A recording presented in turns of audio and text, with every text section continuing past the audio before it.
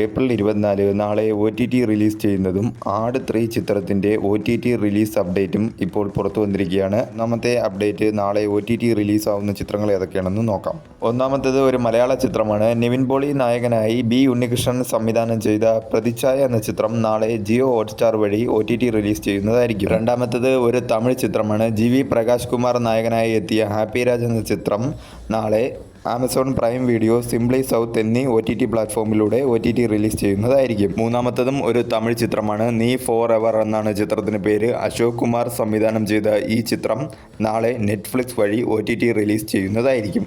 നാലാമത്തത് ഒരു തെലുങ്ക് ചിത്രമാണ്. ബാൻഡ് മേളം എന്നാണ് ചിത്രത്തിന് പേര്. ചിത്രം നാളെ C5 എന്ന OTT പ്ലാറ്റ്ഫോമിലൂടെ OTT റിലീസ് ചെയ്യുന്നതായിരിക്കും. അഞ്ചാമത്തത് ഒരു കന്നഡ ചിത്രമാണ്. JC എന്നാണ് ചിത്രത്തിന് പേര്. ചിത്രം നാളെ സൺ നെക്സ്റ്റ് വഴി OTT റിലീസ് ചെയ്യുന്നതായിരിക്കും.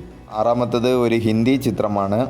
നുക്കട്ട് നതക് എന്നാണ് ചിത്രത്തിന് പേര്. ചിത്രം നാളെ നെറ്റ്ഫ്ലിക്സ് വഴി OTT റിലീസ് ചെയ്യുന്നതായിരിക്കും. കാത്തിരുന്ന ആട് 3 ചിത്രത്തിൻ്റെ OTT റിലീസ് ഡേറ്റ് ഇപ്പോൾ പുറത്തു വന്നിരിക്കുകയാണ്. ചിത്രം മെയ് 1 C5 എന്ന OTT പ്ലാറ്റ്ഫോമിലൂടെ OTT റിലീസ് ചെയ്യുന്നതായിരിക്കും. 2026 ഒരു വമ്പൻ ബ്ലോക്ക് ബസ്റ്റർ ചിത്രം കൂടിയായിരുന്നു ആട് 3.